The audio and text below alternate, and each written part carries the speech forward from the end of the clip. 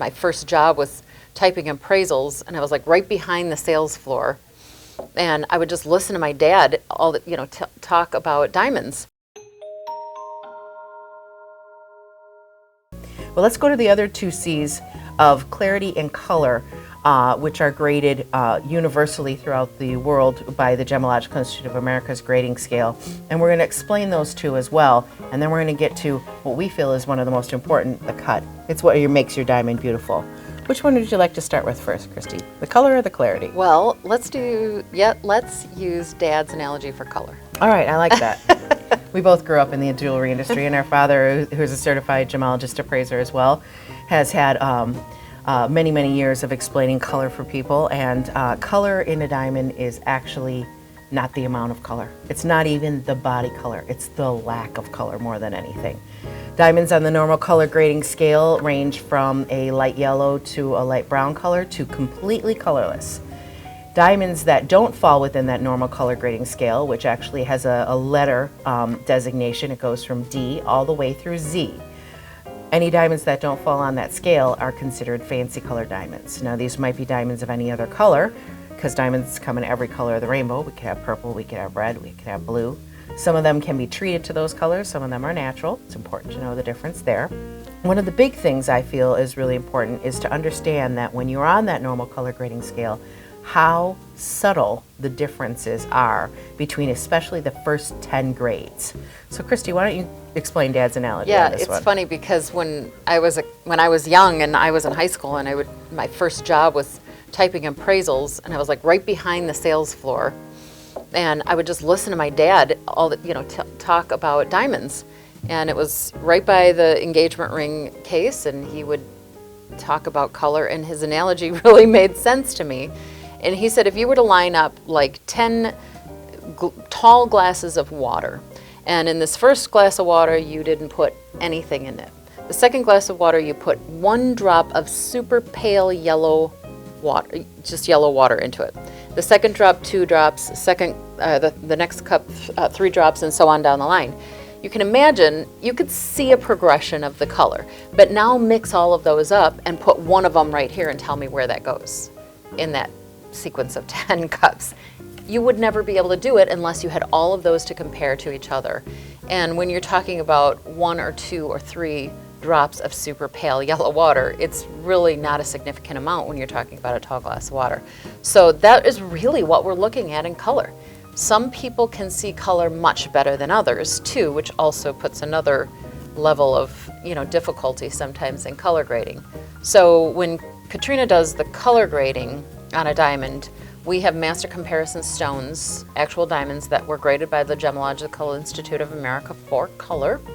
And we have to use them under a special light and then we have to take the diamond upside down, preferably outside of the mounting, which doesn't always happen when you're doing appraisals, but upside down on a white background, and they have to be compared to these master comparison diamonds because it's that subtle. Those subtleties are what we have learned to grade, and those special conditions that we have to have a diamond in to grade it accurately are very important too.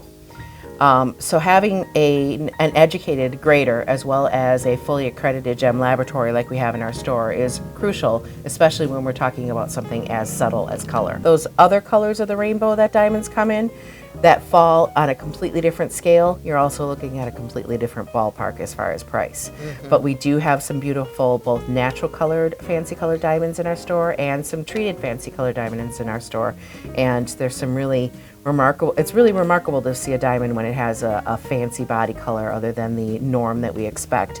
It looks different than any other colored gemstone, and it really stands out in a crowd. So if you're interested, please come in and take a look at those. Yeah, absolutely. One of the things that I do like to note about color for people that are looking to buy is that color doesn't mean bad in a diamond. Basically, color is there because nitrogen is present in the diamond in the crystalline structure, which is very common because nitrogen is a very common element in our earth. So it is not bad. The preference for some people is to have a little bit more of a warmth to their diamond. For others, it's to have very little warmth to their diamond.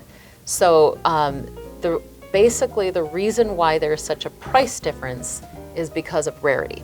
to have a diamond that is completely colorless, which would be considered a D on that grading scale that we talked about, which is right here, that D going down to Z. If it is completely colorless, that diamond is extremely rare. So the price is going to go up because of rarity. So like I said, color is not bad in a diamond. It's definitely a personal preference, and we do have diamonds of all different color ranges, but for the most part, we kind of stay with the K to a D because that's where you're going to see diamonds that you would mostly see in an engagement ring. Beyond that, they start to have some very noticeable yellow, which then can be considered closer to a fancy colored and can be interesting. Light yellow body colors we often refer to as champagne diamonds, which is a nice, more romantic name about it. But again, when it comes to that color, it's really, as Kristi had said, a rarity factor. And she said nitrogen is something that is very common in the earth, and it's something that's common that actually help diamonds to grow. But just as an interesting sidebar on this, and this is where I geek out a little bit sometimes about gems, is that... No, you don't say. Well... when it comes to diamonds, they're 99.95 to 99.98% pure carbon. I think I mentioned this in the last podcast, and that's one of the rare things about it. It's such tiny trace elements of that nitrogen. It might be one atom of nitrogen per several millions of atoms of carbon that will create a little bit of a yellow body color.